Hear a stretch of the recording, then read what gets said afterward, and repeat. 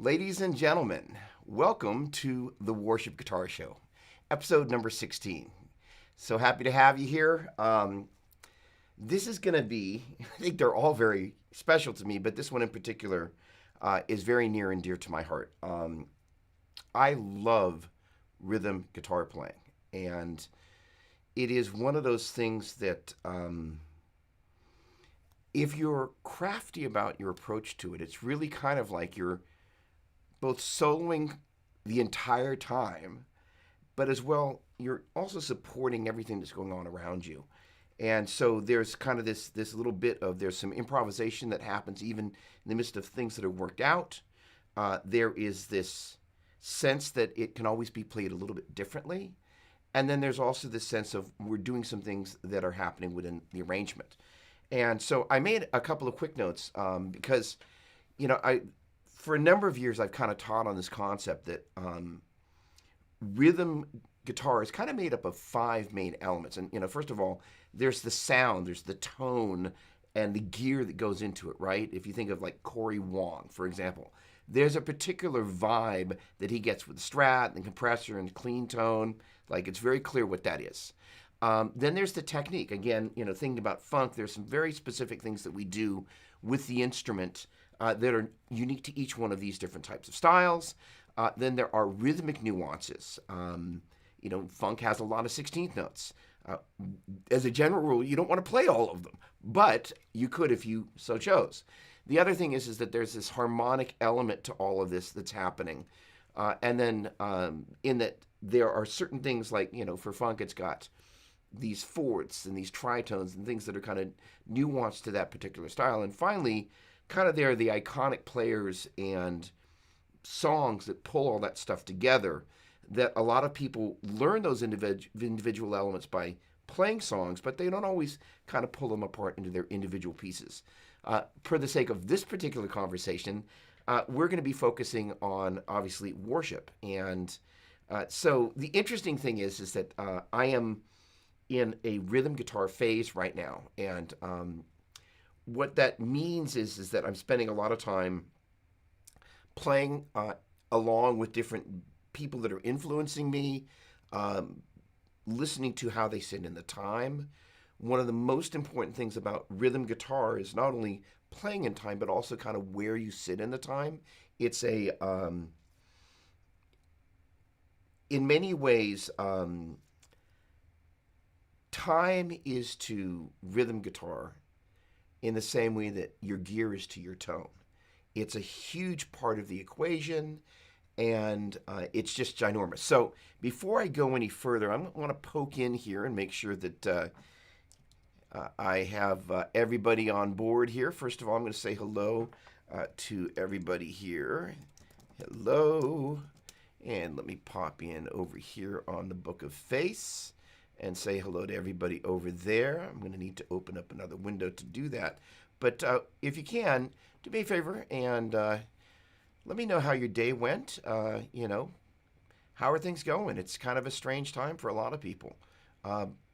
17 people, gotta love that. Awesome, thanks so much for hanging out. I guess there's a lot of interest in rhythm guitar. Either that or there's nothing else to do tonight. In any case, I'm kidding. So the neat part about this is, Bruce, I love it. In any case, there we go. Ramiro, how are you, my friend? Brett, great to see you. Sounds of Worship, hello. Bruce Adolph. All right, so here's the deal.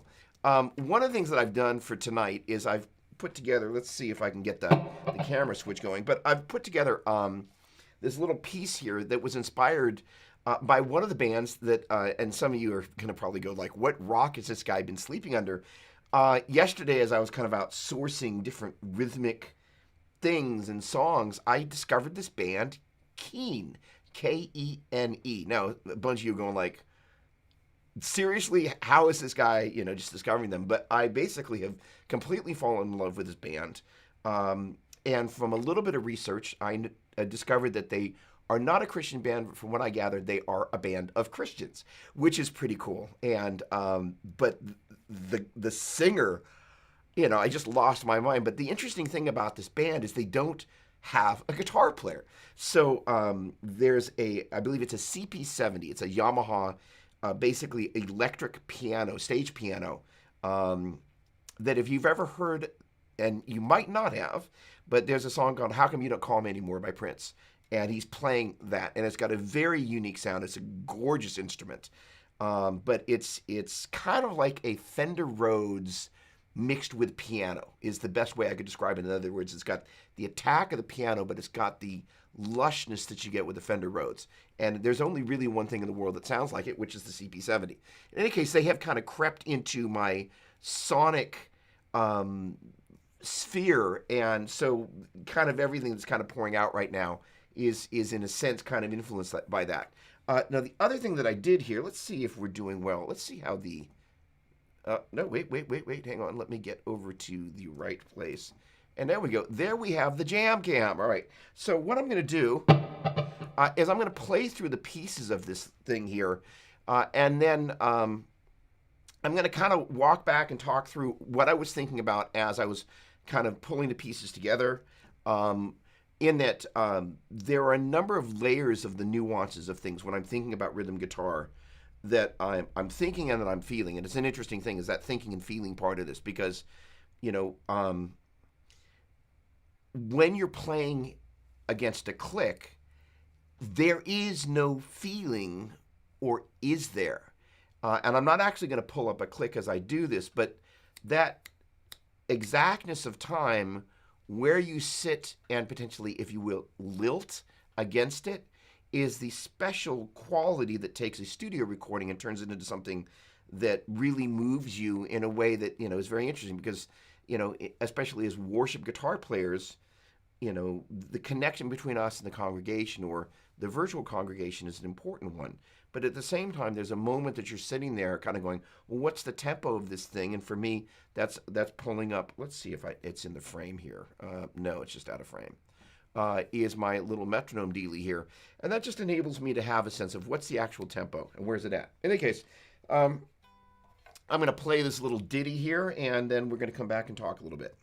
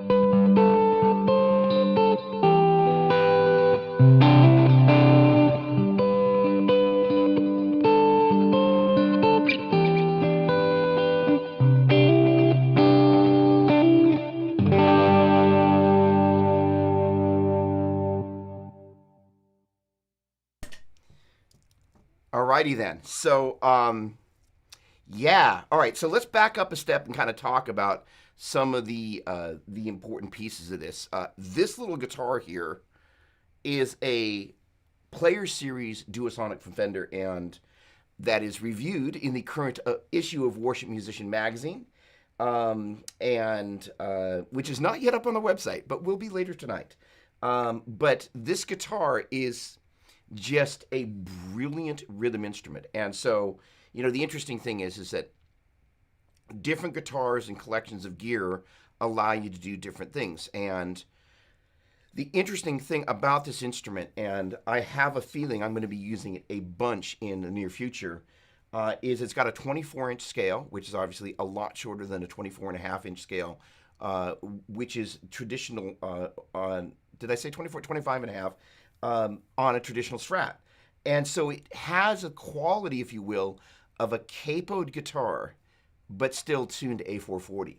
And one of the things about getting to know a guitar, because again, part of this is going to be talking about gear, is knowing a guitar acoustically before you start playing it in. It's kind of like dating before you get married. The thing about knowing a guitar acoustically is you really get a chance to know what it sounds like separate from the electronics.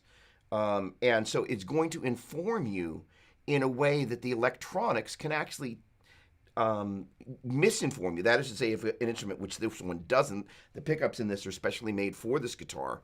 And sometimes if the pickups aren't good, it will give you the wrong information about the guitar, or just kind of, you just go, I don't know why it doesn't sound good, but, the thing is that when you know an instrument sounds good acoustically, then if something's not right when you plug it in, that's something you can fix, as opposed to an instrument that doesn't have it acoustically. And that's an important part of the equation. So my piece of advice is, if you happen to be in a music store, kind of cruising through the aisle, I traditionally just do a thing where I kind of go, and you can just literally hear the vibe of the instrument and kind of go, oh, okay, this is what this is.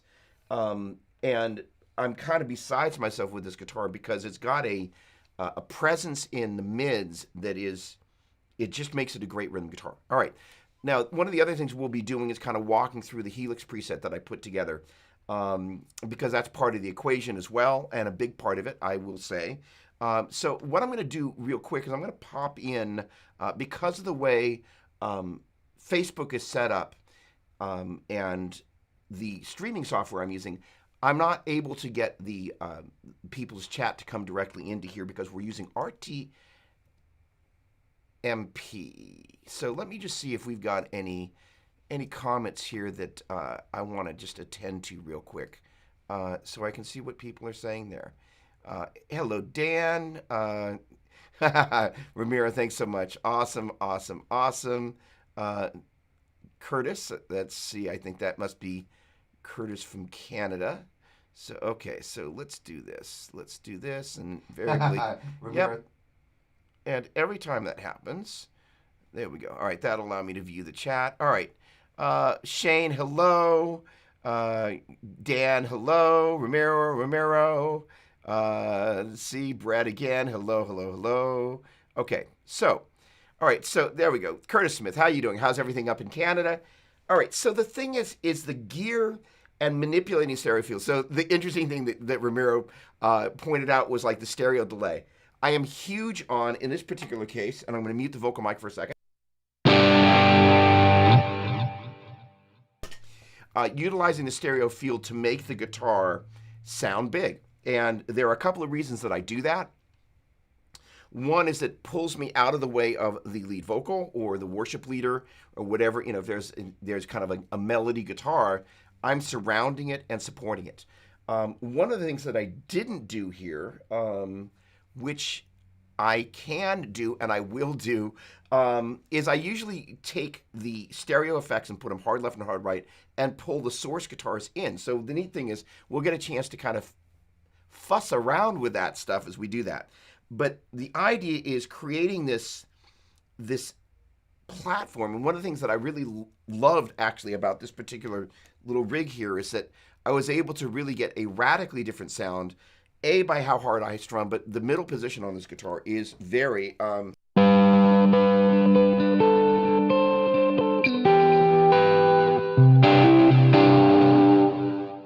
it's very awesome. And then when I go to now that I've dropped my pick, there we go. When I go to the bridge position, it's got all sorts of stuff, good stuff.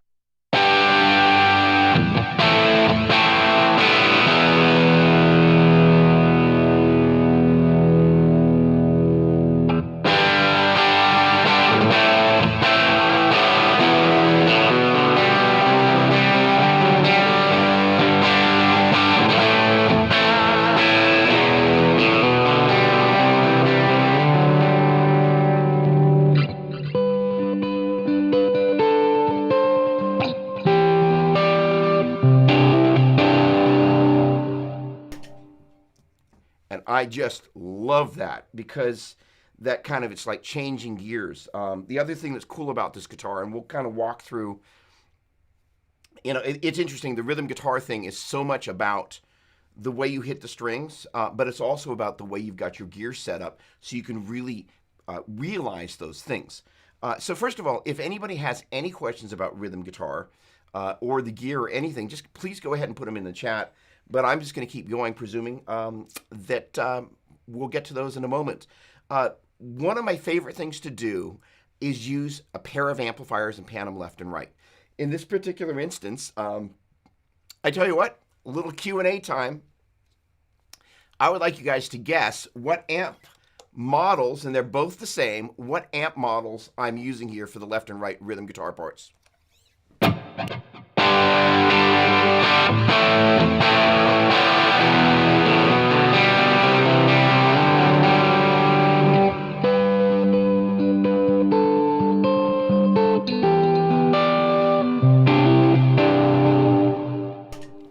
Let's see if anybody dared to jump in.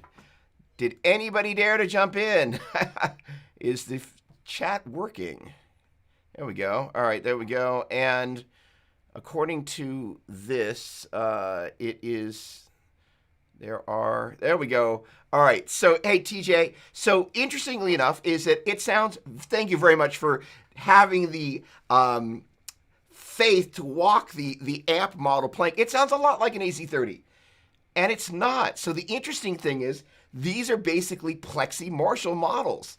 And so the funny thing is, May agreed it's very AC, and again, Plexi Marshall, which is, okay, so I got to tell you a little bit of a story. Tomorrow night on my other show, I have Phil from Solo Dallas coming on.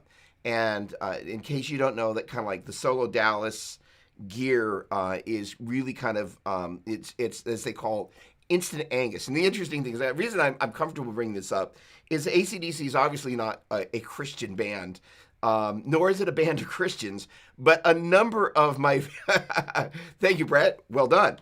A number of, my favorite guitar players love AC/DC. So Phil's going to be on, and we're going to be talking about the Solo Dallas stuff. They've got this great giveaway, and it's the 40th anniversary of AC/DC's Back in Black. So I spent a bunch of time actually dialing up with this, although I'll be using the Plexi Marshall tomorrow night, kind of going, well, how close can I get to that sound? And I'm not going to play it on here because, there's quite probably somebody on here that would be like, I tuned in, and I didn't tune in to hear AC/DC, and I would not blame you. So the point being, though, I was like, wow, that's really close. And so then I was like, well, let me take the pair of amplifiers that I dialed up and let me see what happens when I start pulling them back. And I was like, wow. And the great thing about this guitar is it's just incredibly special because it's a great rhythm guitar. And so pretty much whatever you plug it into, it sounds great. But it doesn't just sound like itself. Like some guitars, you plug them in and it's just like, no matter what you do, that guitar never adapts to what's going on around it. It expects whatever's going on around it to adapt to itself. And not that there's anything wrong with that, but the great thing about the way this guitar is voiced is it really plays very well with whatever it's being plugged into. Sean, what is my favorite guitar to play? Today, it's this guitar. So there's a little bit of a story behind this. First of all, this is a $599 guitar map. Manufacturer advertised price, which means you can march over to Sweetwater and you can buy this guitar for $599, which is unreal. It's made in Mexico. It plays great. The tuners are great. I've hardly had to tune it once I kind of actually did tune it. And I used to own a 1957 Duosonic. This is crafted after 1956. I bought mine from Norman's Rare Guitars. And it wasn't nearly as good as this guitar, but, nostalgia, kind of pulled me in, and it's beautiful, and I love the gold anodized pickguard. It's just like, oh, I absolutely, and I'm a sucker for a great-looking guitar. What can I say?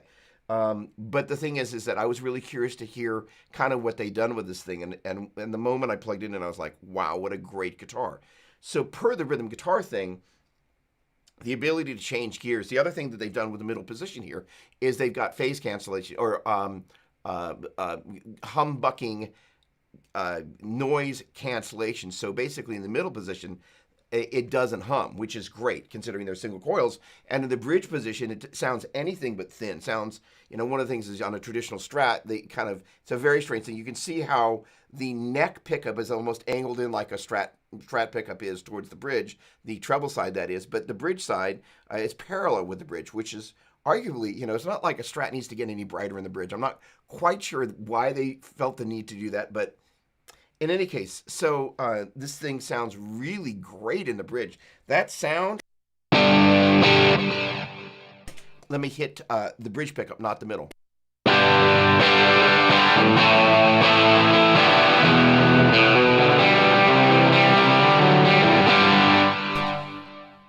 Yeah, so one of the other things about this instrument that I actually like is because it's a shorter scale, you can hit it a little bit harder and it's a little bit more forgiving about intonation. Intonation is one of those things in terms of, the pitch nuance, the harmonic nuance of rhythm guitar, is that one of the mistakes that beginning and intermediate players make is they have a tendency to make contact with the string, and then what they do is they fret by pushing the note down like that. I could use a third camera here right about now, but the point being, let's see how we're doing on, let me get over here, and let's see how this looks over here. There we go. So what happens is they fret the note, and then they do that. So they make contact with the string. I should say they fret the note, they make contact with the string, and then when they go to actually do that, they kind of keep curling their finger like that. And in so doing, they pull the string out of tune. And it's a pretty common thing to do. And when you start doing that across multiple strings, it's a bad thing. Your chords sound like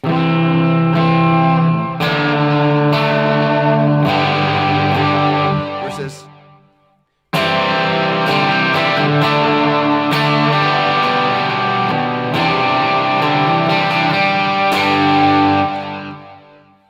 actually, I had the vocal mic up there. My apologies. But one of the things that happens when you hit strings hard, especially on a longer scale instrument, is they do and they do that kind of floaty down thing, which, especially in a recording environment, unless you're specifically going for that type of sound, is a no-no.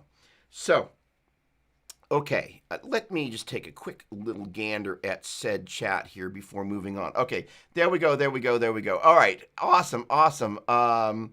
Okay, favorite guitar to play? Oh, there you go, Melissa, I love it.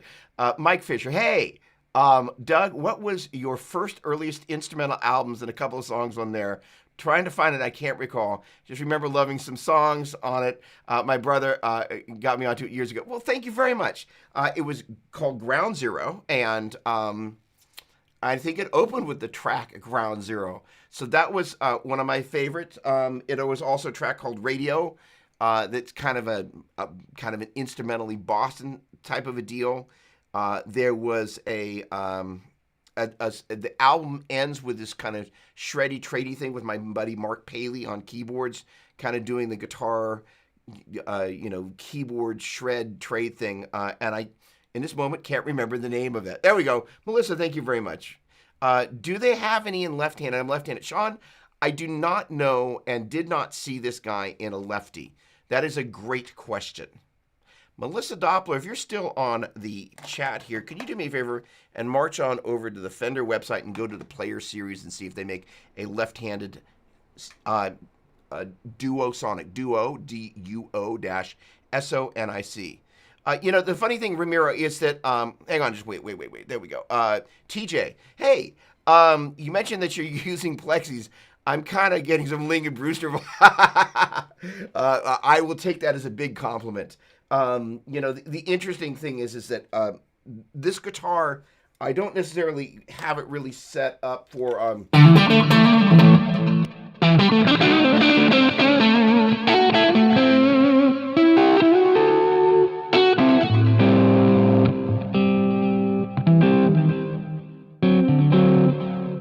set up for solo mode per se, but if I can do this without destroying anything, I might be able to pull up the other tone that I have for that AC/DC sort of a sound, which is pretty close to Angus's tone. But the interesting thing is that what I also do, and it's kind of one of my go-to tricks, is that you heard the noise gate come in, anytime that I'm playing with a guitar that is either A, a little noisy, which can include humbucking pickups, or B, is got a single coil type of vibe,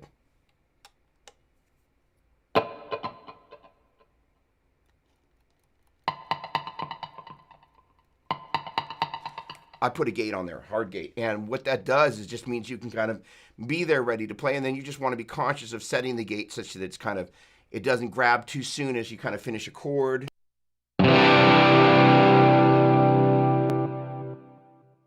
And I purposely kind of had it grab there. It means I probably set the threshold on when it engages a little bit higher than I wanted to. We'll go through, kind of walk through kind of how I set this preset up.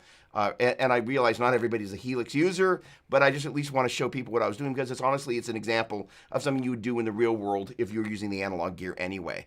And they do look like lace ends here. The interesting thing about the original, and these are custom crafted for this guitar, which I thought was really cool. The original ones that were in my 57, which I bought for like $600, something like that, where they looked like basically baby Strat pickups, and that's more or less what they were. It was a great little guitar, but these sound way better, way better. There we go. All right, thanks, Mike. Awesome, awesome. Doesn't look like it. Bummer. Sorry, that's me answering without saying what I'm answering to. That's Mike. Sorry, that's Chris. Doesn't look like about the lefty. Yeah. And yeah, that's a bummer they don't do a lefty. But, you know, to tell you the truth, if you're not, well, no. Yeah, no. No. John Blair. I know you're holding electric, but I'm considering move from a Taylor acoustic to a Martin. D18 maybe, but the new Taylor, but the Taylor new Grand Pacific is nice. I am not a Taylor guy. Not that there's anything wrong with Taylor or Taylor guys or gals. I am drawn most to the Martin sound. And again, it's kind of like I want to play a Strat or I want to play a Les Paul. Windows, Mac, you know, and you know, arguably one could have both, and there's nothing wrong with both. More is more, but and there's nothing wrong with a Taylor. But I think, you know, all right. Great question. All right, so here's the acoustic guitar in worship is quite often the shaker, right? The idea is all you hear is that all is this. You don't actually even hear the sound of the strings. And then the neat thing about the Martin is because its voicing is a little bit fuller, and it's one of the reasons that people love the Taylors. You can really hear them, but at the same time, the Martin, because it doesn't have as much high end, to actually bring it up in the mix, you actually hear a little bit more of the guitar. And you know, the other thing is without raining on the Taylor parade, when I think about my favorite worship teams, like, I don't know, Hillsong, everybody who plays acoustic on the Hillsong team that's an influence of mine, Michael Guy Chislett, Brooke Fraser, they're all dyed-in-the-wool Martin peeps. And, you know, there's something really, really organic about it. And nothing wrong with Taylors. I think John Petrucci's a Taylor player. And he ain't slacking, and he ain't lacking when it comes to the tone department. But I'm with you on Taylor. Not my thing, says Brett. Great guitar, just not my preference. Exactly. Like they go to great lengths to make an excellent instrument. It's just not necessarily my thing. Getting back to this guy, or gal, I don't know what it is. It's kind of like a combination of a Telecaster. And if a Telecaster and an SG and a Strat had like a little 24-inch scale instrument, it'd probably sound like this. And it actually reminds me a little bit of the Starla as well. You know, the guitar that I didn't see it coming, Starla kind of had this kind of Bigsby kind of a vibe, but you plug it in and it's got a lot of rock and roll. There we go, Romero. Let's see this. I'm using a Martin D18 through my Variax. I love it. I know it's not the same, but I love it. No, what's great about that is, first of all, Romero, I'm going to presume that you know, of course, you can put acoustic IRs in an IR slot. So basically means that once you're kind of running through there, you can add any IR in there for any of the guitars that are out there on the market, which is a really, really cool thing to be able to do. Crazy. All right. So there we go. Oh, right. No, my bad. On the Variax, my bad. I'm thinking Helix. I got my V's and my H's upside down. No, John. Don't have to apologize. This is the whole thing. This is a conversation, and the whole thing is it's kind of like when you're interviewing somebody, you want to get them talking. That's kind of the big deal. So this is great. Awesome.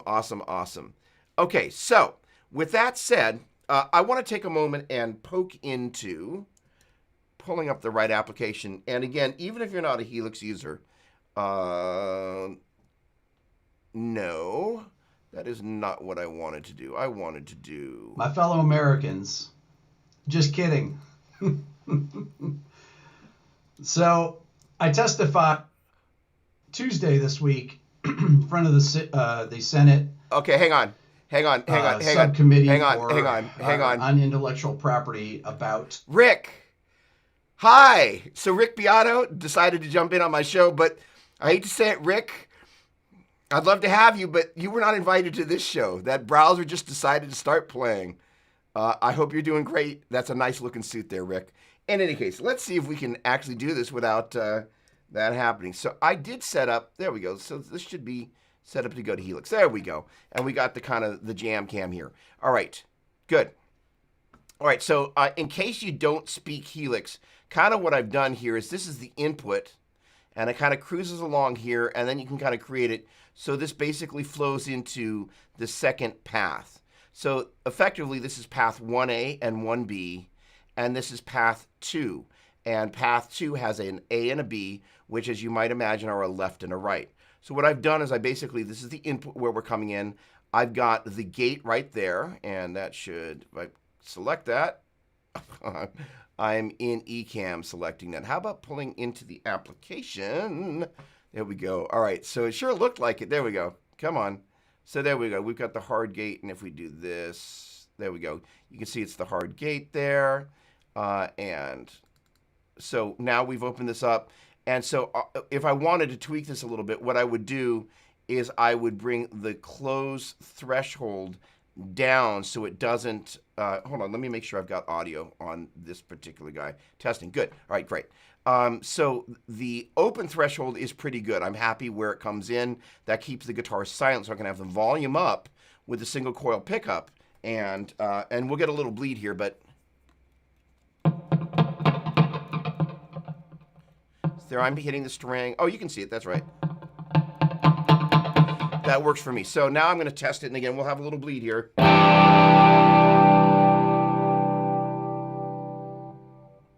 And it just, you heard it pull off at the end there, so let's bring this down a little further. And you heard it grab at the end there, but if I kind of keep, well, let's bring down some more.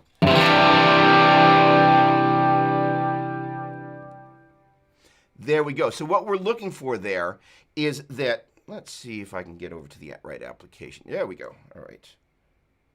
So what we're looking for there is as we bring the volume down, we don't hear the guitar choke out, and then the delay is kind of go, So what we want to do is have the guitar fade out nicely, and the delays kind of surround that which is kind of the entire desired effect.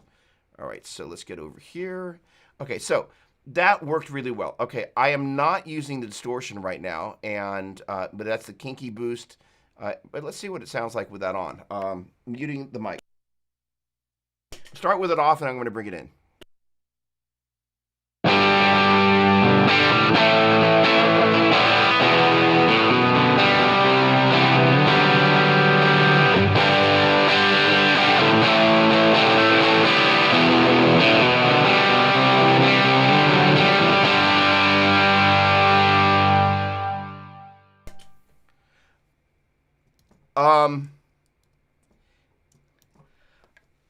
I'm tripping. I did change the amps out. Blatantly AC30s. Hang on. I'm looking at it, it says AC. I'm like, wait a second, what? No. Wait. No, I'm saying A plus C. What an idiot. Amp and cabinet. Duh.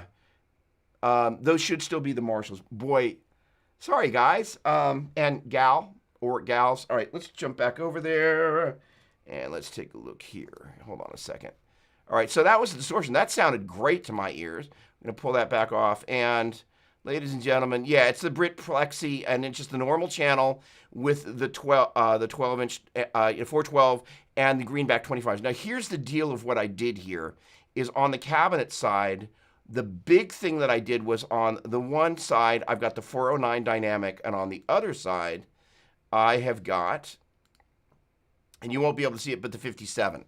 So the idea is I'm always trying to get some intelligent separation between the channels. And so I think I had the amps set the same and set to, I know I had them with the same cabinet. The only thing that I did was I pulled around in the bottom end and I tightened things up a little bit. I pulled all the presence out. I don't like presence generally, unless it's something that's really necessary to capture the essence of a particular style or particular amplifier. But basically, what I did was I just kind of tried to make it so it's a little bit tighter in the bottom end.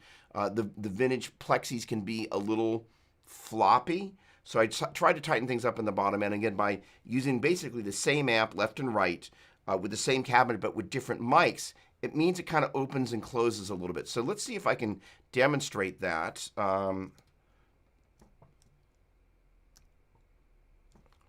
And I will kill the verb and the delay. So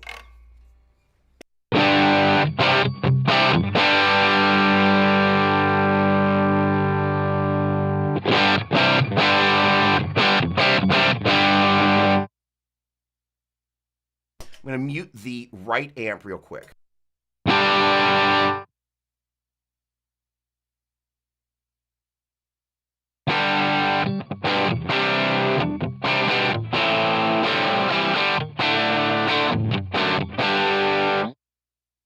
Muting the left amp.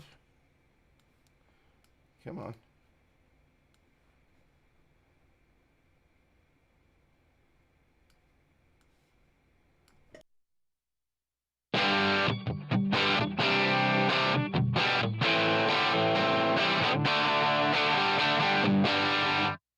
And you can hear they sound markedly different. Now I'm going to get them both up.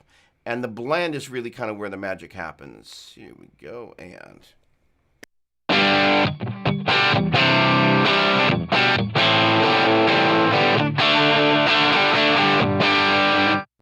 All right, now the next thing I'm going to do is kind of the classic thing that I love to do. I actually was already there, except for the fact that I was there with the left amp where it's at, instead of being 100% to the left, I had it about 75. Usually I like to go to about 80, and then the right one, which I had all the way to the right for some reason. That's just me being a little sloppy. But sometimes, you end up with a different result, which is not bad. So the left one, this is the pan here for the left amp, which is at 80%, and the pan for the right amp is at 80%, left and right, obviously, respectively.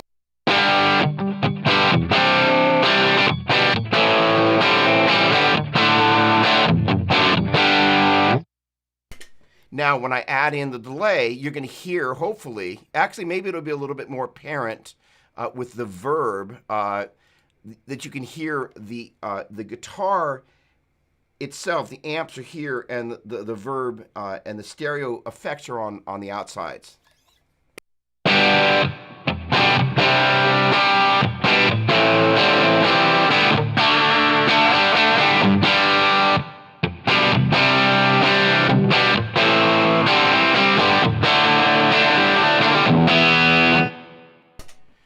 Now, the next thing I'm going to do is I'm going to pull those guitars back in a little bit. Sorry, I wanted to do that here. So, by the way, I'm sorry, I didn't explain the rest of the signal chain.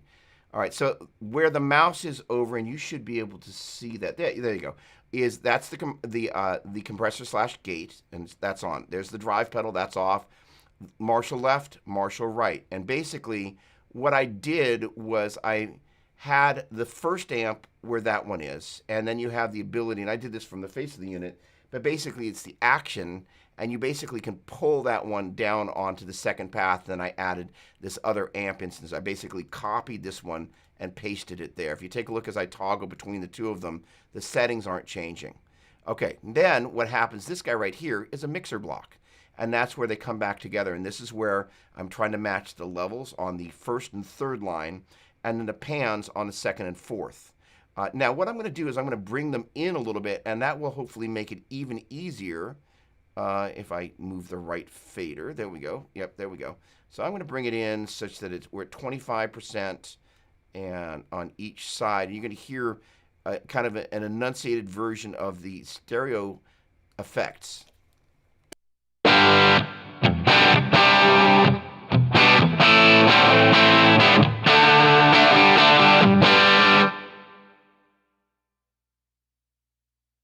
Adding the delay.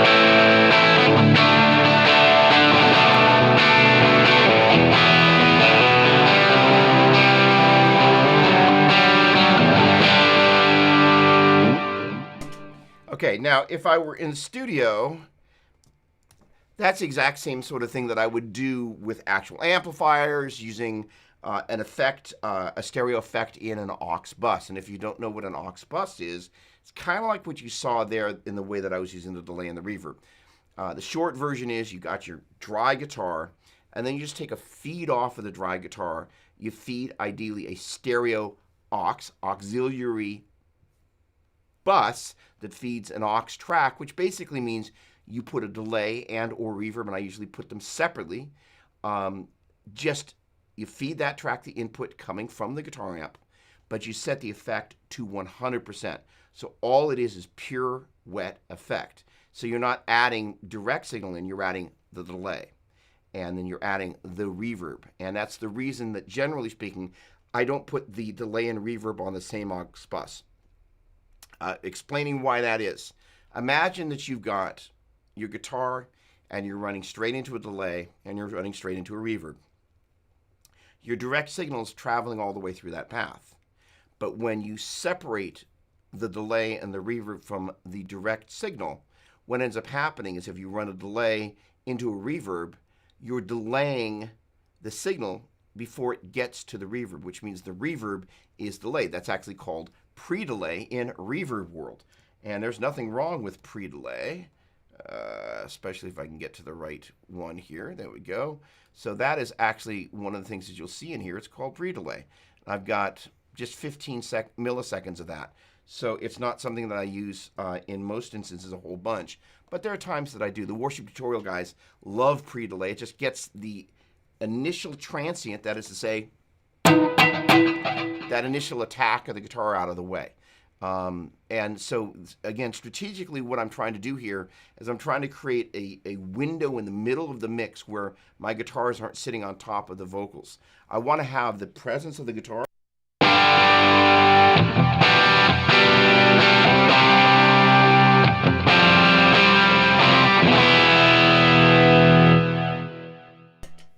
and some wash in there.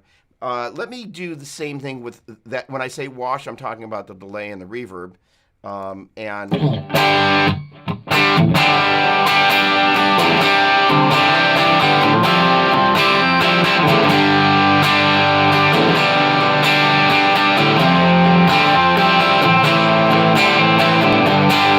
Now, this is one of the interesting things about being a rhythm guitar player.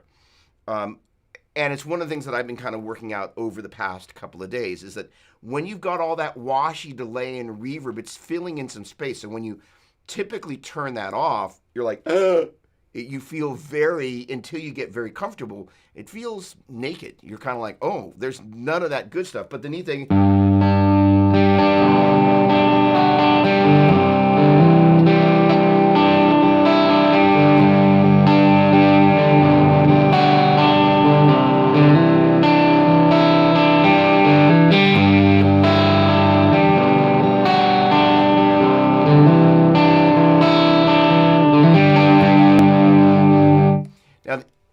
sorry, I had the vocal mic up there. So as I toggle back and forth, I've got a little Hotshot 48V, which basically allows me to turn the vocal mic on and off.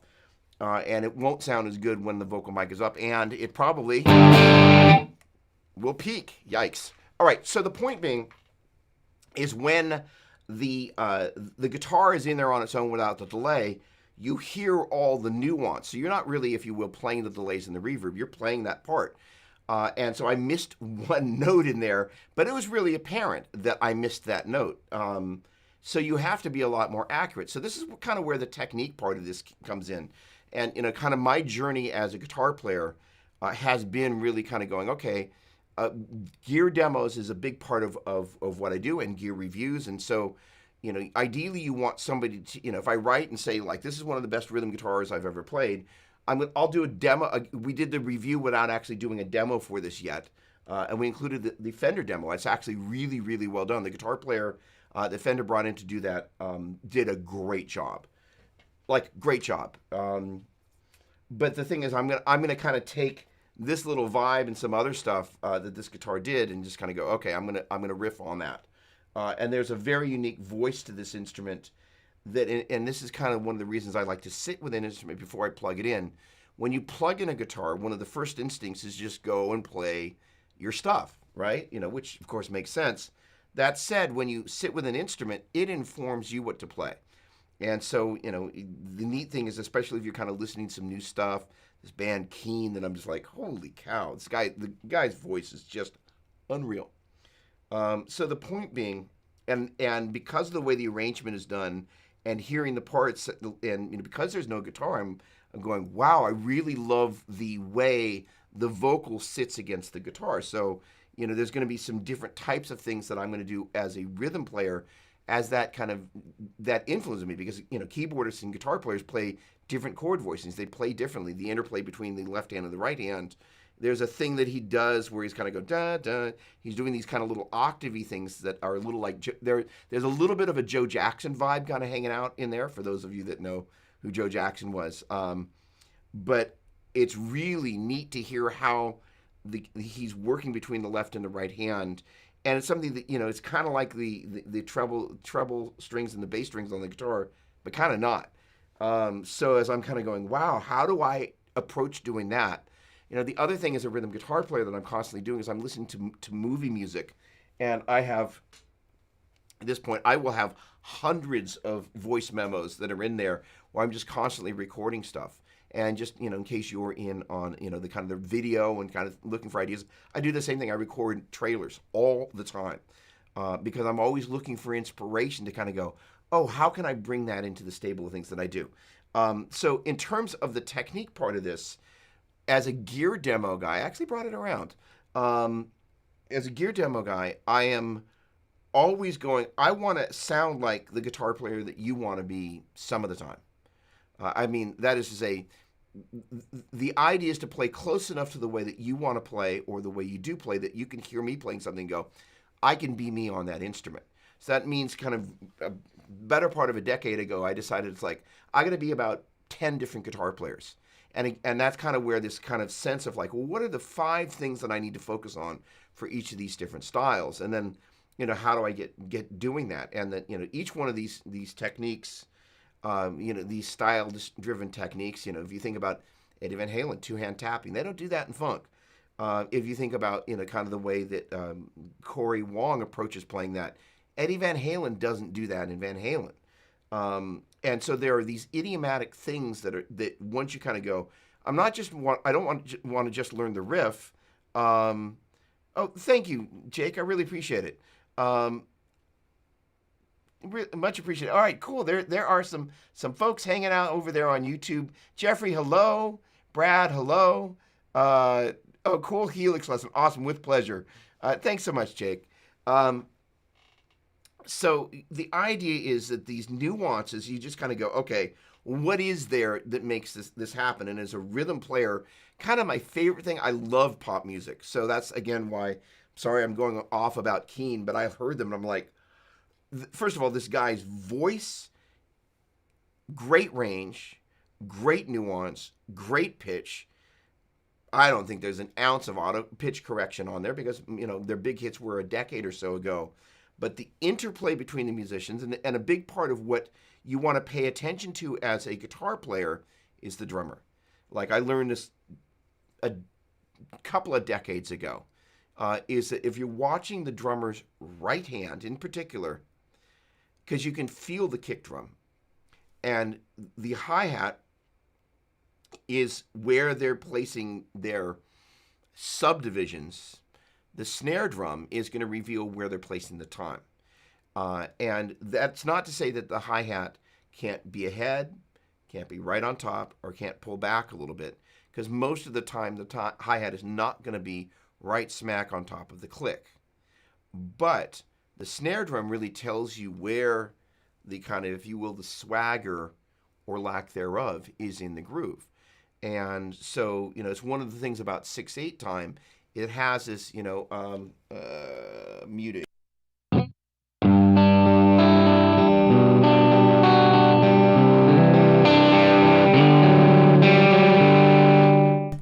This lovely swagger to it, but it's still not like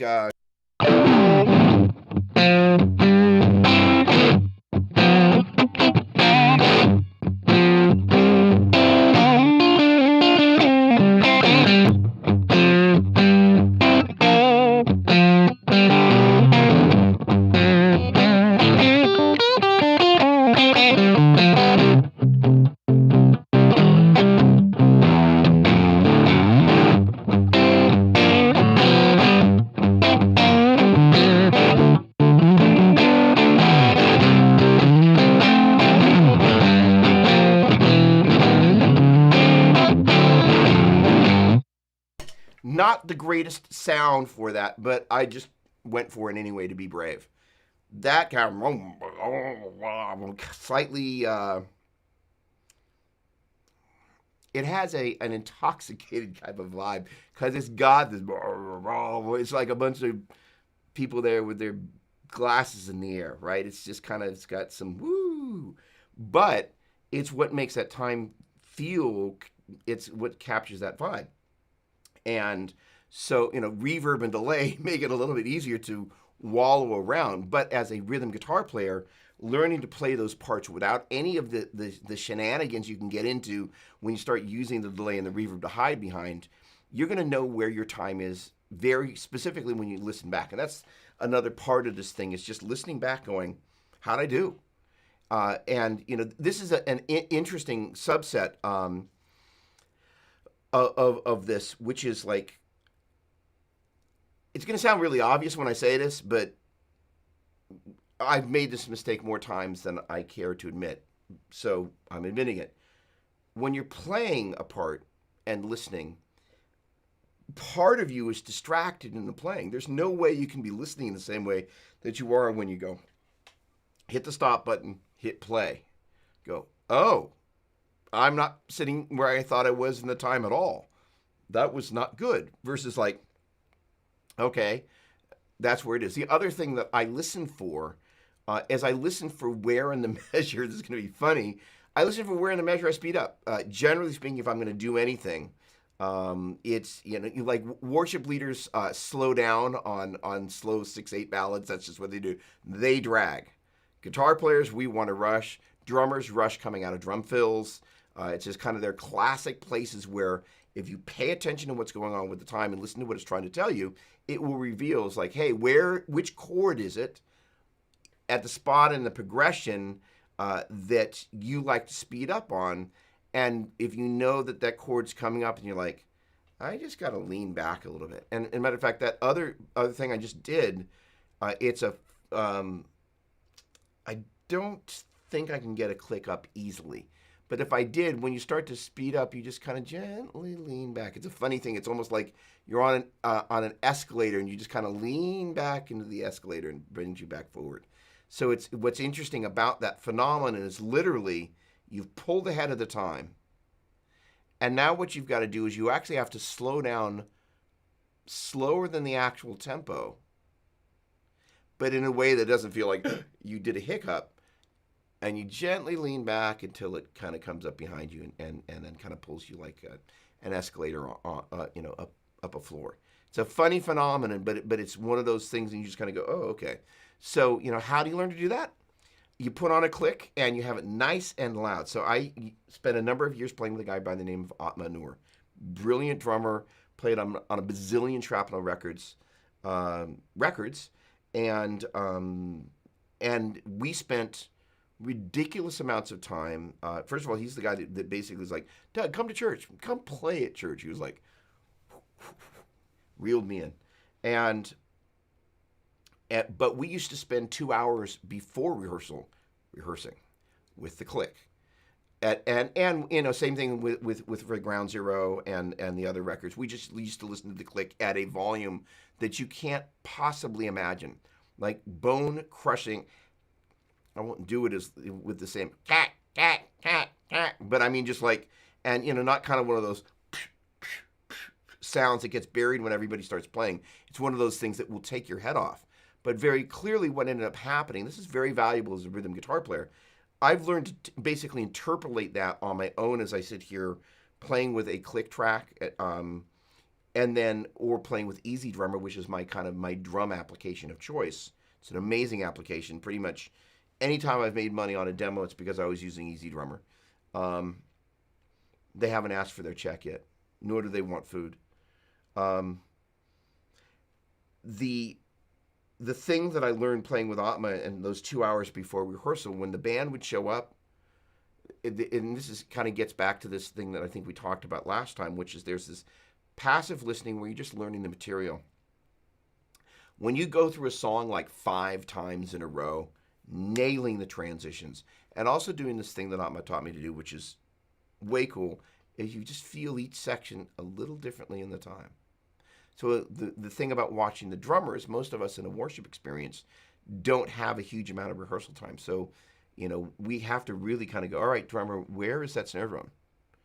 And then, but once you kind of spend a bunch of time playing with somebody, you can hear where the snare drum and the disposition between the kick, which is right on the grid, hopefully, where the disposition is between where the hi-hat, or where that's sitting, and how you're going to interpolate that into your chicka chicka chicka with the right hand, and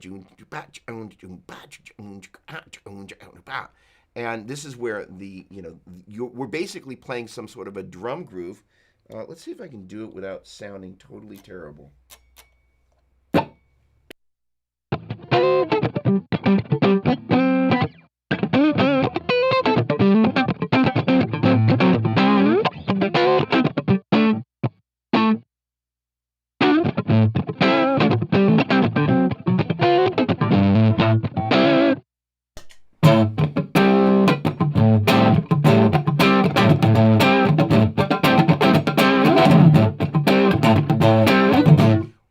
And a 2E and a 3E and a 4E and a peaking there, but I want you to hear me counting that, so I'll play really quietly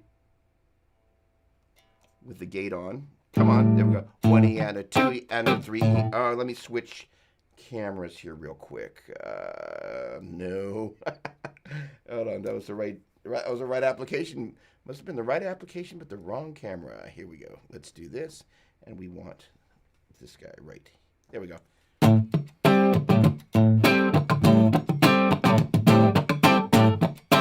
1E and a 2E and a 3E and a 4E and a.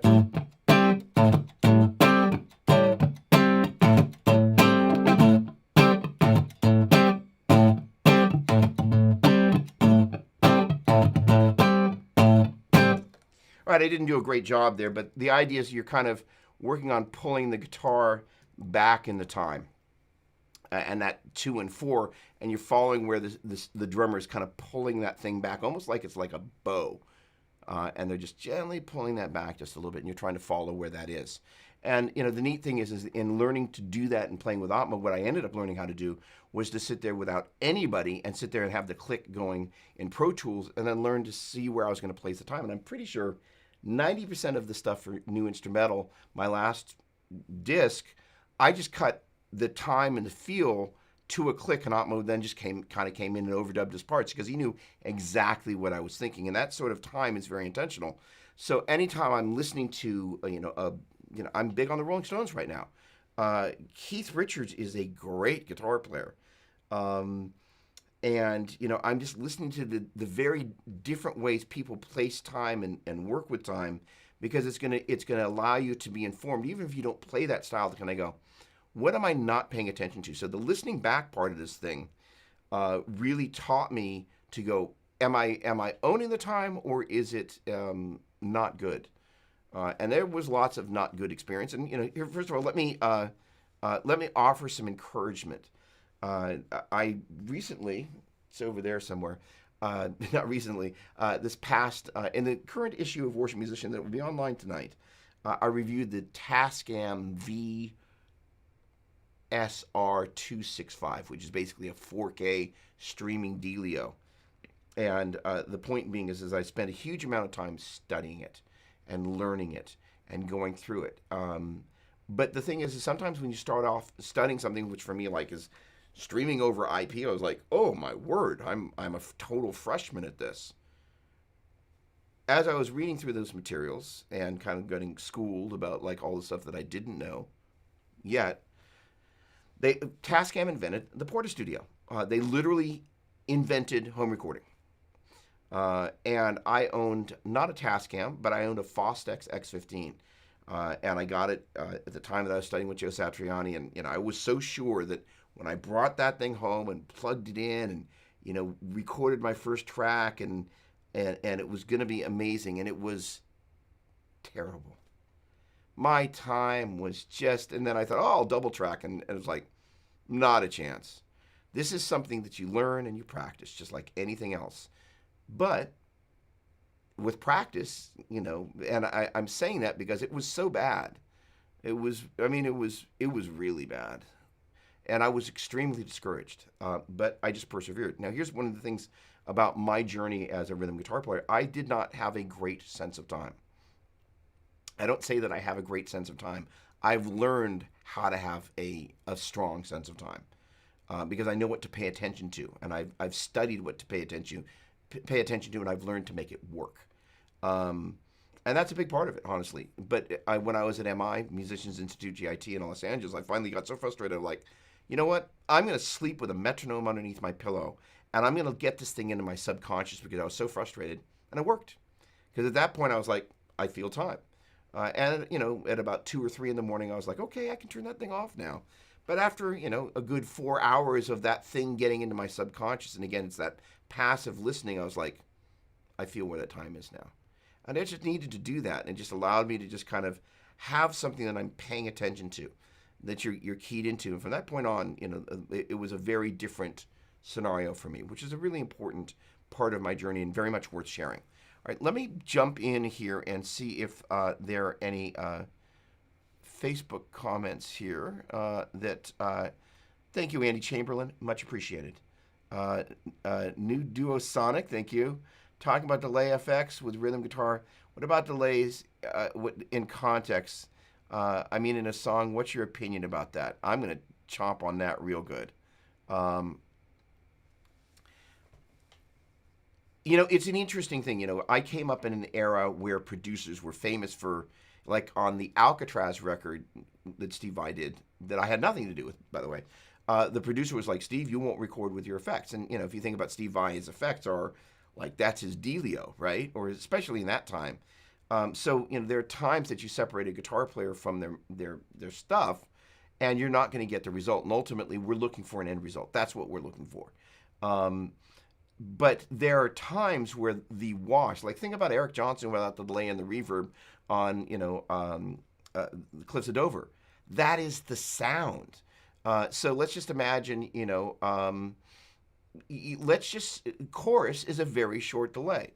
One of my other favorite tracks that I love is Waiting on a Friend, Stone song.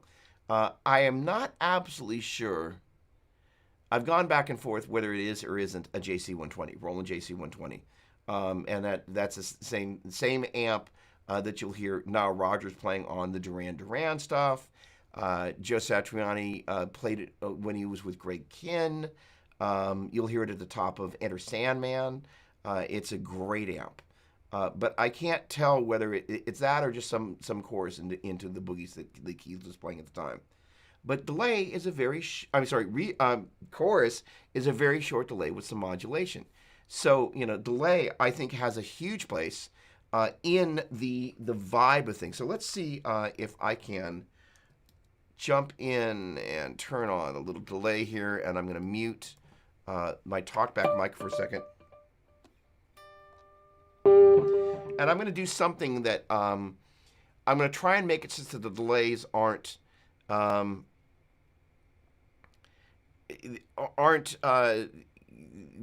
in the way, but yet they're part of the thing. And then I'll try and do it without. But it's not actually kind of doing like, it ain't going to be that dealio. It'll be some sort of, hopefully more subtle thing. And the delay's pretty loud right now, but let's see how.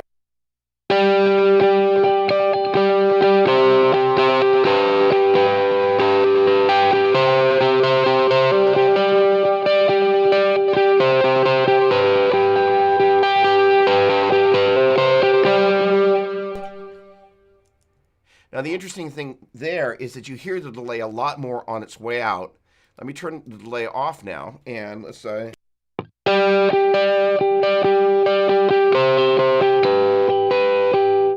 All right, so the $1 million question that's implicit in your comment there is like, okay, well, let's say the delay has been banned, or my delay broke, or my battery died or something. So now what am I going to do? I've changed picks from the 1mm Tortex to I think a 0.66, I think is what this guy is.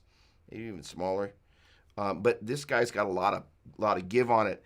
And now what I'm going to do is I'm going to try and play that same vibe, because the delay kind of gives you a lilt, if you will. So now let me see if I can do that without the delay at all and capture a similar vibe there.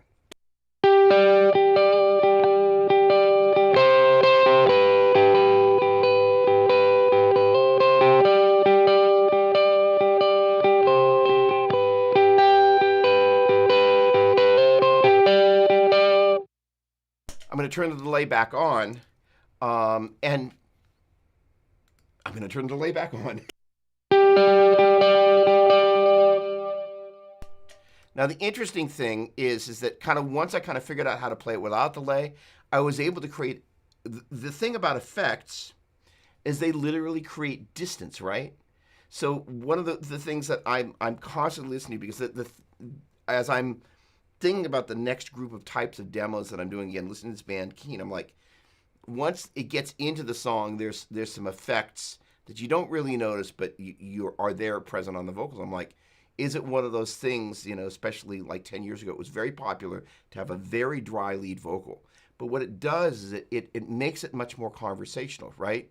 It's this intimate thing. So, if I play that same part again, but in an intimate way, it's much less celebratory than the delay thing, but it has a proximity that if you can kind of get comfortable with playing the part, it is really nice. So it's something that I'm going to be spending a lot more time doing. It is very hard to make everything sound blissfully in time when there's no delay and no butter to sweeten up your dinner roll, because then everything just needs to really kind of sit. But when you get it to sit with this thing,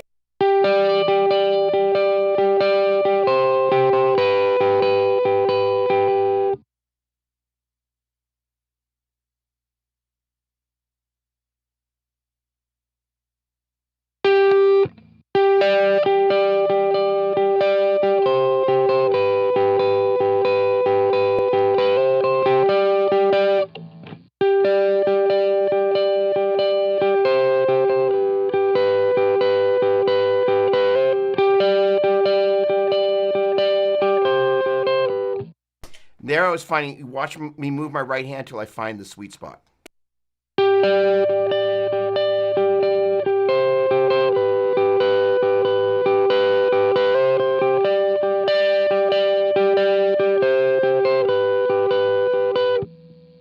Switching picks.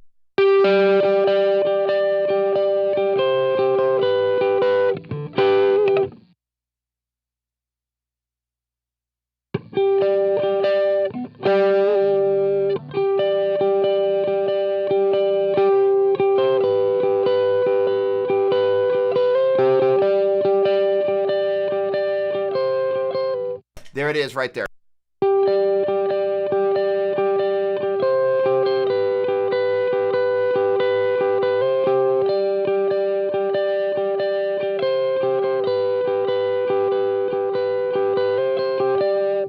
So I'm literally trying to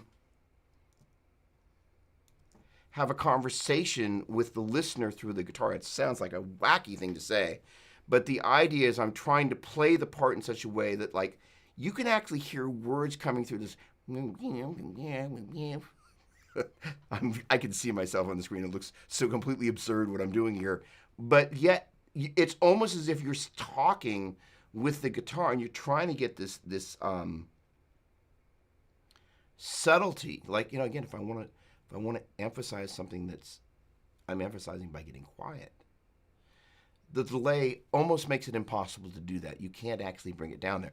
Now, that said, the majority of the time, my vibe is like, I want that wash, I want that on the outside, and I want the guitars here, and I want the vocal there. And so that is a very conscious thing. I'm generally, but not always, beat synced. Sometimes, kind of being close-ish is good enough. Horseshoes and hand grenades, right? Sorry, in case English isn't your first language, there's a phrase like, almost is okay in horseshoes and hand grenades or something like that, right? But the idea is like, it doesn't have to be totally beat synced perfectly. Sometimes just having it a little bit close just adds just a little bit of wash to it, that it's not the delay kind of playing right back on top of itself right in time. I know that sounds kind of contradictory to what I was saying before, but it's just true. Sometimes it's just you want a little bit of looseness. In that particular part there, I'm listening for this D note here.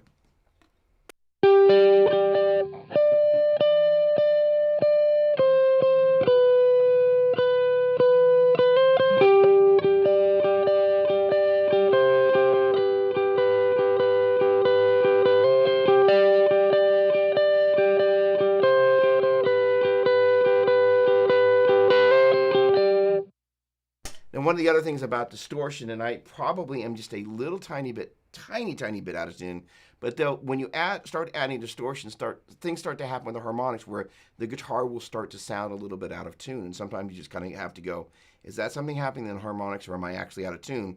And or does it just sound out of tune because of something happening in the harmonics? But the point being is I am a bit of an intonation freak. And it is good to be in tune. It's one thing to be in time.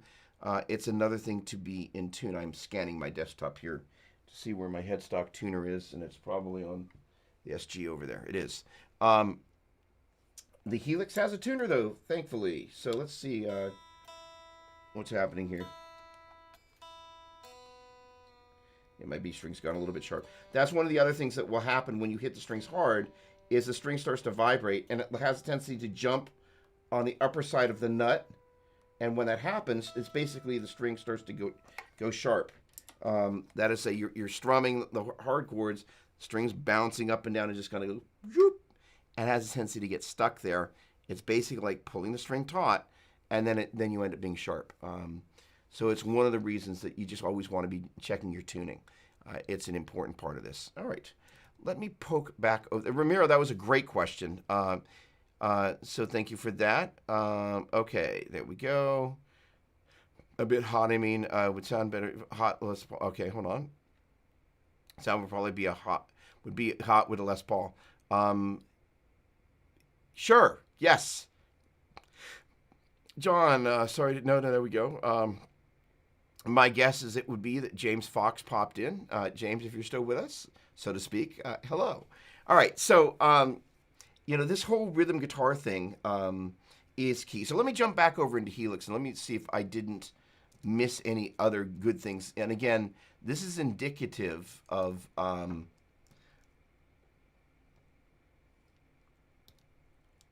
of anything that you would do with an amp. No, I want this other guy. Hang on. There we go. I think I've memorized this by now. There we go. All right, so the reverb... So I'm going to recap my signal chain here just for everybody. The guitar is coming in here. I'll try and move the mouse around a bunch so you can really see it, especially if you're on a mobile device. It's in here. It's going into a noise gate, which when I'm using a single coil guitar, I almost always use when I'm in the studio, because when you take apart, and I'm going to turn the mic, the vocal mic off here for a second, but basically I'm going to hit a chord and then I'm going to fade out with the volume control.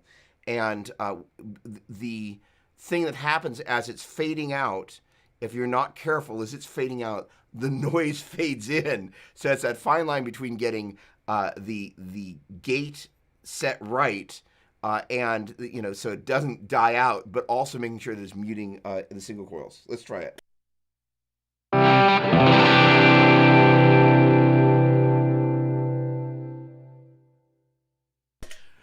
Right, and there I purposely pulled the guitar out a little bit before the delay, before I gave the gate a chance to jump in there. But that's a really important thing, that when I'm using a single coil guitar in the studio, that will always be a part of this. And there is a built-in gate that's, you don't actually have to use a block on, but I like having the ability to have total control, and I like this one a lot. This is my distortion pedal, which, what are we using tonight? The Kinky Boost. And then there is Marshall 1, Marshall 2. This is on, and again, this is basically what is called path 1. And path 1 can be split left and right in path 1A and 1B. And technically, 1A could be panned to the right. So A is not necessarily the left and B is not necessarily the right, but it makes a lot of sense to pan this one to the left and this one to the right, which is what I've done. I've kind of selected this merge block, which to me is really a mixer. And then I've got kind of, these guys should both be at, I've had that at negative 0.2 dB. I'm a little, on a good day, those will just both be at 0. And I probably can do something like this. There we go. So what I did was I moved it, and then I hit the command button on the keyboard there, which you actually might even be able to see. There we go. So I moved this over here. I'm just hitting the command key on the keyboard and selecting with the mouse here, and that pulls it automatically to 0. All right, so, which is a cute little trick, and these guys are not set identicals. This one, I wanted it, let's put you at 80, and then this one right here, we'll put you over at 80 on the right here. So again, what that means is our guitars are in a little bit, but not all the way in towards the center, and they're not all the way into the right. And that is the same sort of thing I would do in the studio, and that's kind of where I discovered it. It wasn't inside Helix. This is just what I do in the real world. This path now is heading down to 2A, and it's a stereo path, so there's my delay. I am big on dual delays and ping pong delays. So what I've got here, and this actually, I didn't walk you through this before, but basically what I like to do is on the left-hand side, I don't know why I prefer the shorter delay on my left, guitar player's perspective, but I've got that set to a dotted eighth, and then the one that would be on the right, I set it to a quarter note. And that's just kind of how I like to do it. One of the important things to keep in mind is that the feedback on the dotted eighth should be set longer than the feedback on the quarter. So my feedback on the dotted eighth, oh, they're right here, is 32. Oh, not anymore. There we go. And I don't remember where it was before. Oh, I've got an undo. Hang on. Where were you? No, it was at 52. And then the one for the quarter is at 27. I probably should have this guy about here. So basically what it is, because this first delay that's on the left is a dotted eighth, it's a faster delay. So what you need to do is you actually have to have more repeats on it so it lasts the same amount of time as the quarter note, which is a longer delay, that with the same number of repeats between the two of them will last longer because it's a longer delay. All right, so that's kind of it. Generally, the volume between the two of them should be pretty close. I've got the right one bumped up a little bit here. That's just kind of me being a little bit sloppy. And then the level usually I set to 0 dB. One of the other things that I do here, I actually didn't do this here, was add some low cut or some high cut. I just like the way the delay sounded, so I didn't mess with it. And then one of my favorite things to do is have some modulation on the delay. And I could have messed with this a little bit more. So let me turn this off, and you're going to watch me mess with the speed of the modulation on the delay as well as the depth. So give me a moment here.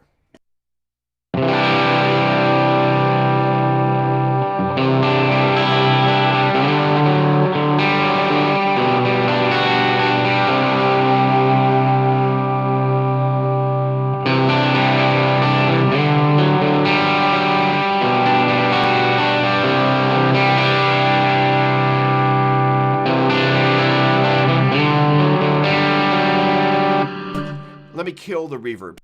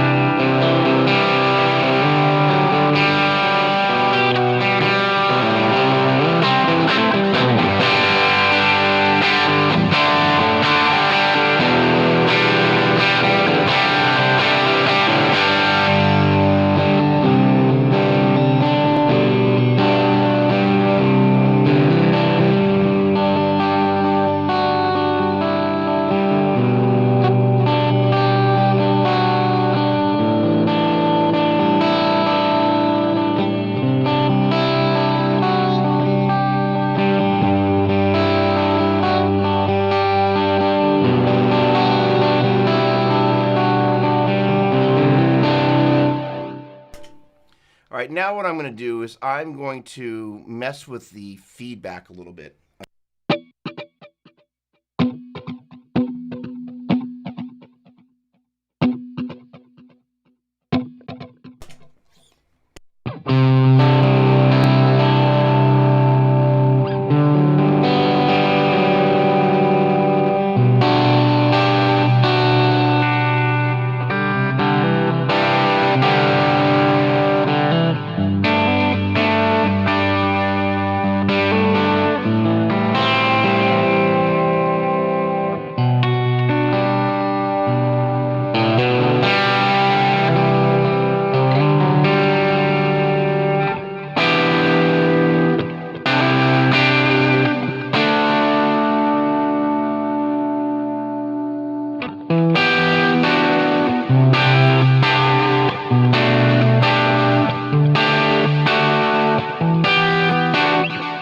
All right, so I heard there that I wanted to kind of create a little part based around where I was on the neck when I was playing there, and the pickup selection where I brought the depth up a little bit on the modulation on the delay.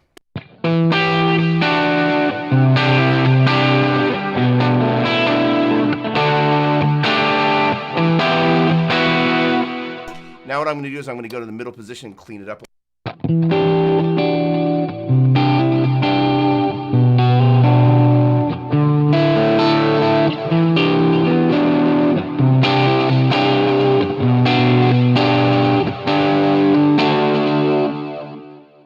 All right, the next thing I'm going to do is I'm going to change the speed of the modulation here. And I'm not quite sure what's going to happen, but something's going to happen. I don't know which way I'm going to like better.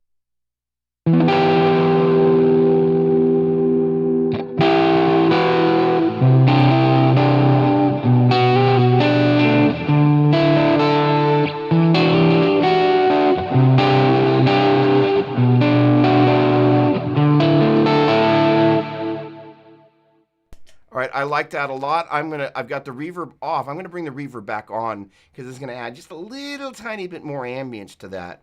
And I'm wanting just a little bit more of something, and I don't know what that something is yet, but we're close.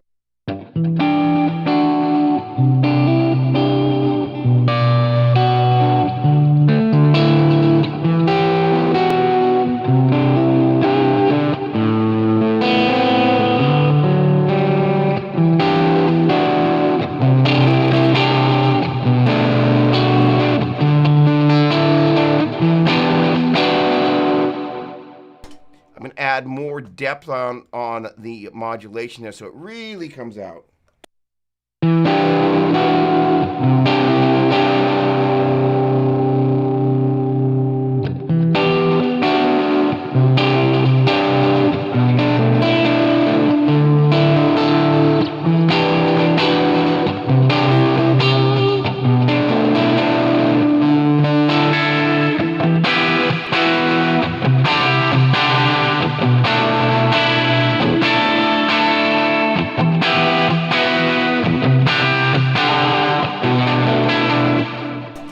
what I was doing there was like, I was like, oh, okay. It was close to what I was looking for that part, but wasn't exactly what I was looking for. But I was like, you know what? I hear another thing, and this is an interesting thing. You'll hear stuff hiding in there. I was like, you know what? I wouldn't necessarily use it on this quote unquote part in the imaginary song that I'm playing, but I'm like, oh, you know what? This is where I can hear.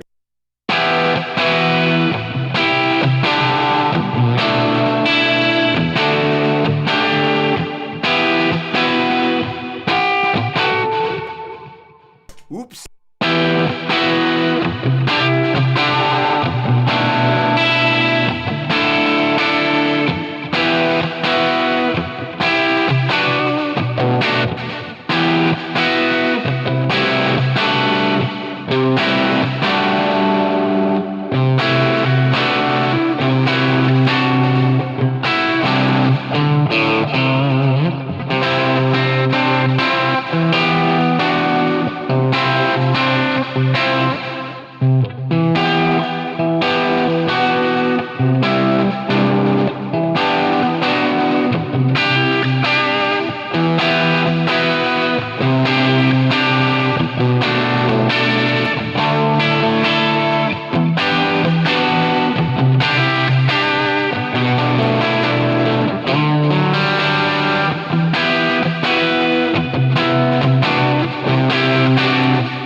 I'm looking for the way to get that bite on that chord without getting the unwanted strings, what I'm trying to do.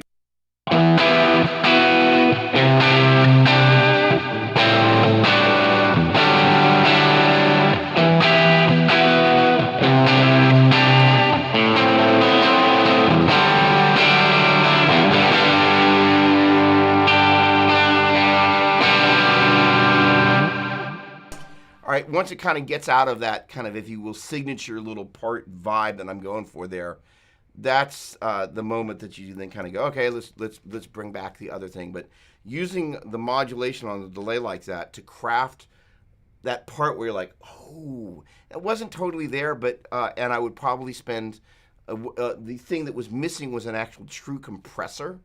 But I've kind of maxed out the way I've got this thing set up.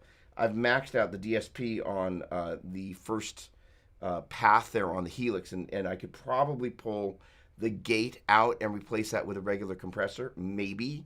Or then I could play some shenanigans and start displacing maybe one of the amps into the second DSP, and then I could probably get away with doing what I want to do there. It's actually something I see the worship tutorial guys do. They'll put one amp on one path, and I think I can do it here, but I'm not going to spend your time doing that. All right, with that said, let's take a look here in chat world and see what feedback, if any, we're getting here. Not the typical Plexi kind of sound, usually has less mids. Sounds great. Thank you very much, Brett. I really appreciate that. Curtis Smith, hey, hey, hey. Andy, thanks again. All right, excellent. Okay, so with that said, let me just jump back to my big five here. So the tone and the gear. So obviously, you know, I'm very conscious, hyper conscious of how I'm using the gear to elicit certain types of parts. And again, this is just one sound. So imagine, you know, you've got a whole pedal board full of sounds. Generally speaking, when I'm in a you know, especially in a worship setting, I'll have one main sound that kind of everything will be based around, because that way the sound tech has an idea of where I'm going to sit in the mix. I'm not throwing them curveballs every 5 minutes where they're like, it was here, it's not here, it was here, it's not here. You don't want to do that to people. We've touched on the technique part of this thing, which is really good. We've touched on the rhythm side of thing, and we've kind of touched on the harmonic thing there at the end, which is like, I'll change a part around until, you know, it sounds right. And this is one of the things about knowing your instrument. For example, if I were to play this chord right here, hang on a second. Let me get over into Helixville, and we need to mess with that modulation a little bit and chill that back. But this right here is a G major chord.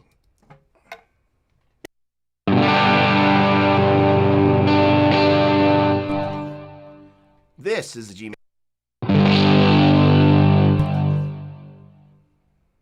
And I'll keep playing a bunch of different G majors that all sound very different.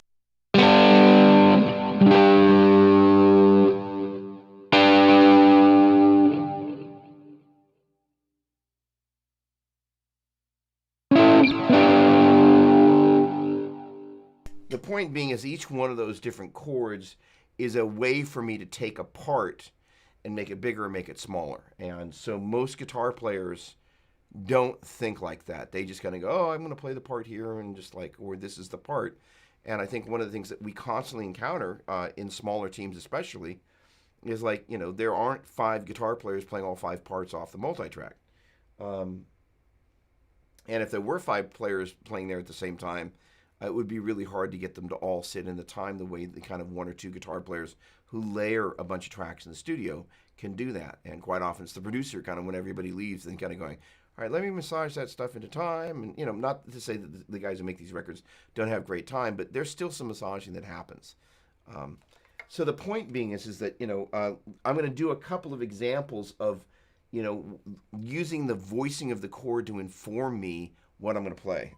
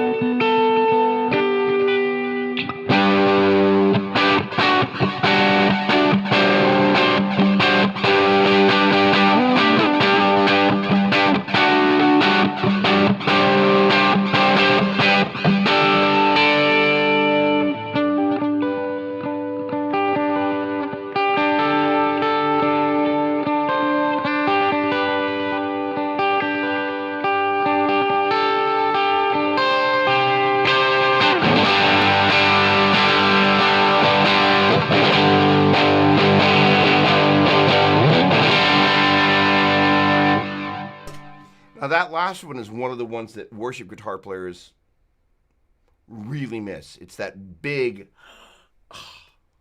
and those are the ones that are the funnest to play. And we kind of start spending all this time here, and those are like that little thing that was happening right here. I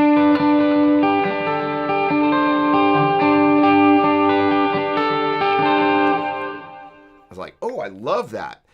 And so the interesting thing, somebody asked me about where I play triads on, so that was a little G major triad. This was a G major triad. This was a G major triad.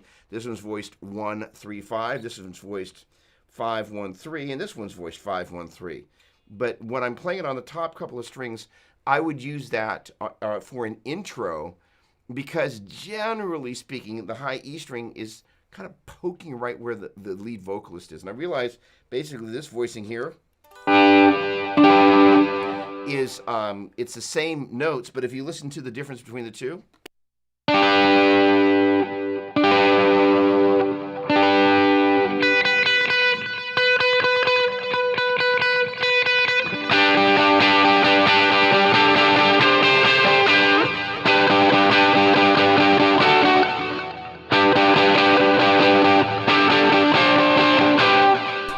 besides the incredible attitudinous and poor performance there, they sound markedly different. The third, second, and first together, and the fourth, third, and second together.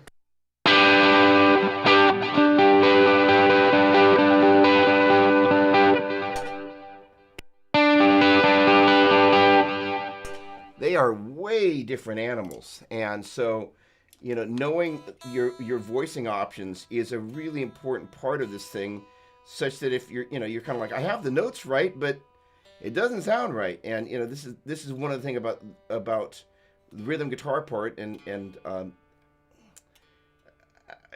there are let's see, the harmonic. There you go. So the idea is harmonic is not just the right notes, but the right register. And I think it's one of the things that most guitar players have a poor understanding of theory, so they have a poor ability to actually know how to take a chord through, this is basically G, B, D. Those are notes of a G major triad. Brett, I'm going to go through this really slowly. Not so I can embarrass you, but so I can make it really clear what this is. And we're going to get this right here, right now. The G major scale has 7 notes: G, A, B, C, D, E, F sharp, and G. If I play the first, third, and fifth of those notes, that is, say, the G, B, and the D, and I play them at the same time, that's where G major chord comes from. Which you can't hear if I've got the tuner engaged. And if instead of going G, B, D, which is a G major, I go B, D, G, that's a G major in first inversion. And then if I, instead of going G, B, D or B, D, G, I go D, G, B,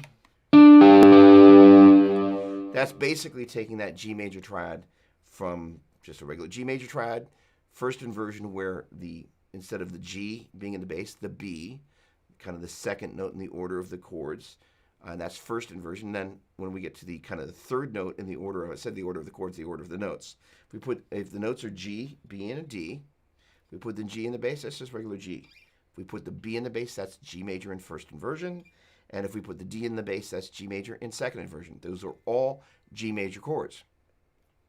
Now, I opted to play this G major in second inversion over here on the top 3 strings instead of the 4th, 3rd, and 2nd string. And honestly, when you look at it kind of like that, it's not honestly super complicated. And it's one of the few times that I actually will actually say that there's some benefit to the caged system, which generally gets used to use beyond its skill set. In that, if I think about the cage system and I think about a C major played in its C shape, and then I think about it in its A shape, and I think about it in its G shape, and in its E shape, and in its D shape, that's where C, A, C, A, G, E, D comes from. I'm using a C shape here. I'm using an A shape to play that C chord. I'm using a G shape to play that C chord. I'm using an E shape to play that C chord. I'm using a D shape with the root down here, mimicking this little C, A, G, E, D, caged. And it's great for being able to kind of go, oh, he's getting this voicing right here. Or here. Or here.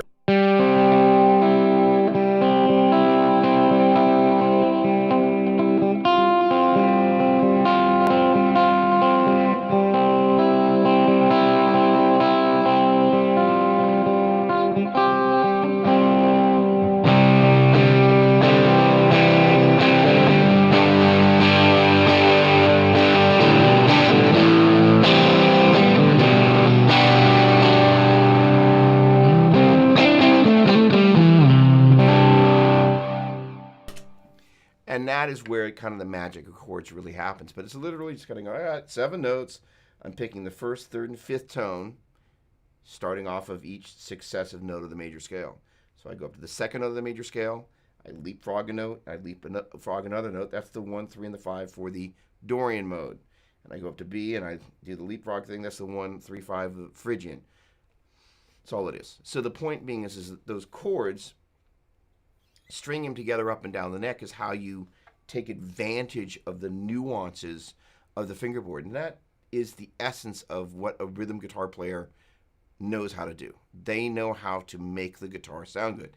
Now, I'm going to kill all the noise-making stuff here real quick. And one of the other nuances of this whole thing, and let's see, let me go into this camera view here. There we go. No, hang on. Sorry. Let's go to this guy. Do I have this one? Hang on. Yeah, we want this guy. There we go. So I can play. I'm going to do kind of some little power punky pop thing. I'm going to go G, C, and D.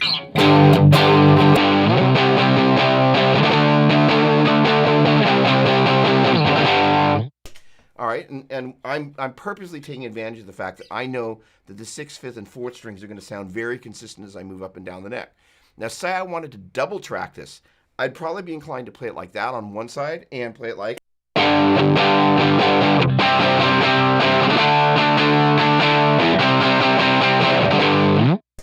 And like that on the other, unless I want it to really match. But the idea is it kind of opens and closes, and we're taking advantage of the registers and the range of the instrument to do that. And then the interesting thing is one of my students, a little punk, he's like 11, maybe 12, something like that. He says, well, what about playing, using the open strings? I was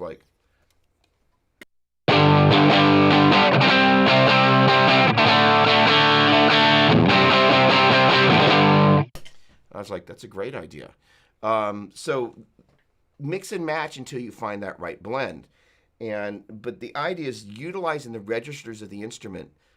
It's one of the things that you don't have to be a studied guitar player to be able to do that. And most guitar players, one of the things that I've been talking with my students about a lot is the idea of this trajectory of the guitar player. We start off just learning kind of shapes and moving around. Hey, that's what we just did. Then eventually we kind of go that the major scale has 7 notes, and somehow, we are using those note names. So we have a very basic understanding of the notes on the 6th and 5th string. That is to say, that was G, C, and D, and that's G, C, and D. Most guitar players get there, in intermediateville, right? Like, okay. But the next thing that begins to happen as people become learned, so they start thinking like, oh, that's the 1, 3, and 5 for the G major scale. And that's the 1 flat 3, 5 when compared to the 1, 3, 5 of the major scale. That's going to be for the Dorian, but that's a minor chord. That's to say, if I played these notes, and I played these notes, and I played these notes, that's 1, 3, 5, 1 flat 3, 5, and 1 flat 3, flat 5. And those are just being compared to the major scale. So those respectively are major, minor, and diminished. And the order of those goes major, major, minor, minor, major, major, minor, diminished, major, major, diminished, minor, major, major. Sorry, I got the, hang on, let me turn off the gate and let me not make an idiot out of myself. Here we go. Major, minor, minor, major, major, minor, diminished, major, major, diminished, minor, major, major, minor, minor, major, or 1, 2, 3, 4, 5, 6, 7, 1, 1, 7, 6, 5, 4, 3, 2, 1. And that business right there is kind of, that's the dealio there. And so the ability to call out those numbers, that is a relative relationship. So I could move that relationship around and I can move from key to key. But when I start calling that G major, A minor, B minor, C major, D major, E minor, F sharp diminished, and G major, I'm now making that an absolute relationship for the key of G. And sooner than later, when you start thinking about the absolute note names, you begin to realize that if the G major scale has 7 notes, G, A, B, C, D, E, F sharp, G, G is the 1, and the 1 is G. A is the 2, and the 2 is A. B is the 3, and the 3 is B. So you can begin to go, hey, I'm in the key of G, and if I go G, A, B, that translates to 1, 2, 3. So that is to say, we started with the shapes, we kind of got acquainted with the numbers, and eventually we get acquainted enough with the note names that if I say, hey, I'm in the key of G, and I go A minor, D major, G major, C major, that translates to 2, 5, 1, 4. That is to say, and I realize I've kind of made a jump here, so Brett, I may have gone past you, but the point being is my goal is to bring you with us. And just in this instance here, I'm just making an example of the fact by calling it A minor, D major, G major, and C major, that I can now think of that simultaneously and flip that around and think of it as 2, 5, 1, and 4. That is to say, if I went A minor, D major, G major, A minor, D major, G major, and C major, that's the 2, 3, 4, 5, 2 and the 5, and the 1, 2, 3, 1, 2, 3, 4. So that's the 2, 5, 1, 4. And so the point being is I'm translating the name of the chord, A minor, D major, G major, C major, and turning that into, that's the 2 chord. this is a 5 chord, that's the 1 chord, and this is the 4. So the point being is the ability to take the note names and see them as the numbers they're functioning as is that kind of that next level where you begin to really have the ability of seeing the absolute relationship of the key of G and go, again, A minor, D major, G major, C major has to be the key of G major. And when I say A minor, D major, C major, D major, I am saying that not only is that the key of G, that is the 2, 5, 1, and the 4. The point being is that level of understanding with the instrument is really important because it means you now own the note names. So I'm like, all right, in the key of F, my 2, 5, 1, and 4 is going to be G minor, C major, F major, B flat major. And conversely, if I go A minor, C major, F major, B flat major, I am saying 2, 5, 1, 4 for that key.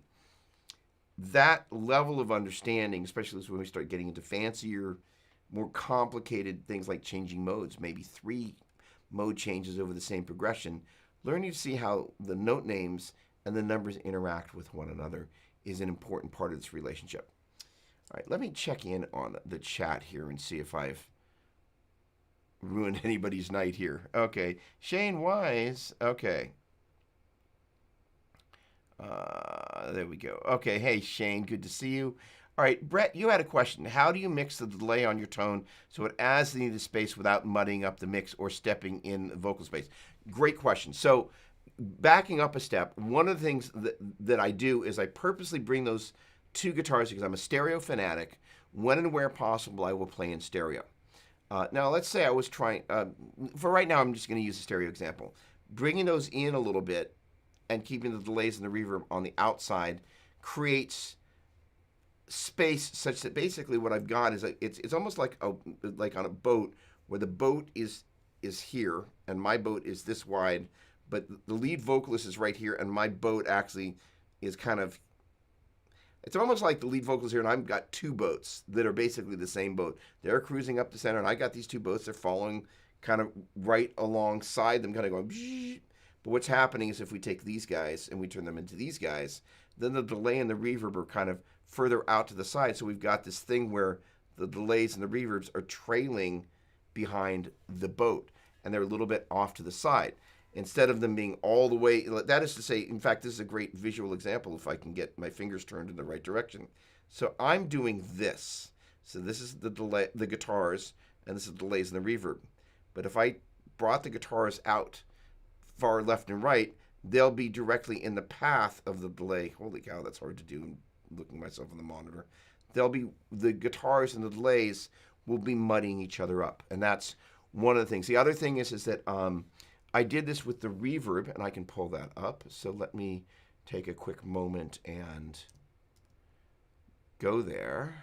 There we go. And so as we're looking at the reverb here,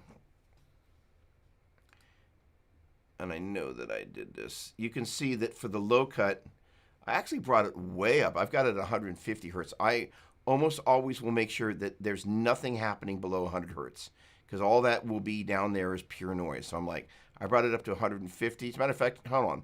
Let me kill the delay here, and I'm going to let you hear what the reverb sounds like with the low cut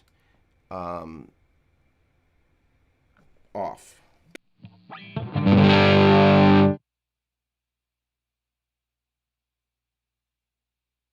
This time with the reverb.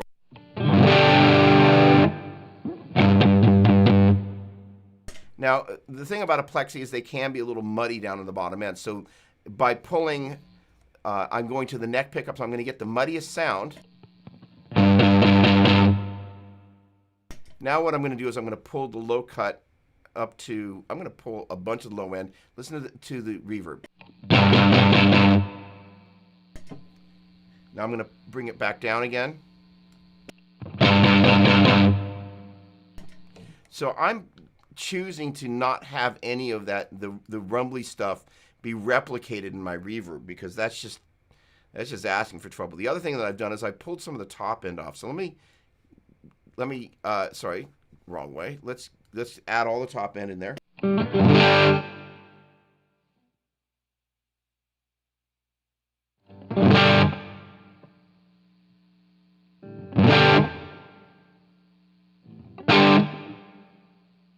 So by kind of restricting, actually, let me bring up the mix here.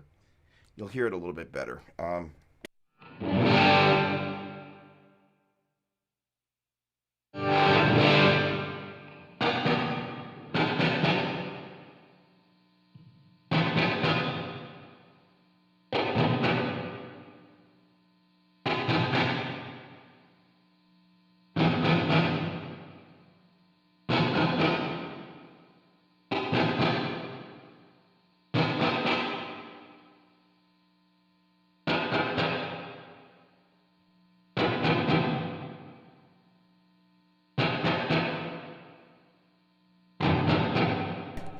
That is painfully obvious, and that stuff hanging out in the bottom there is just unnecessary. So let me now play a little bit of reverb vibe here, something that'll take advantage of the verb. I'm going to bring the mix down, but keep it hotter than I had it.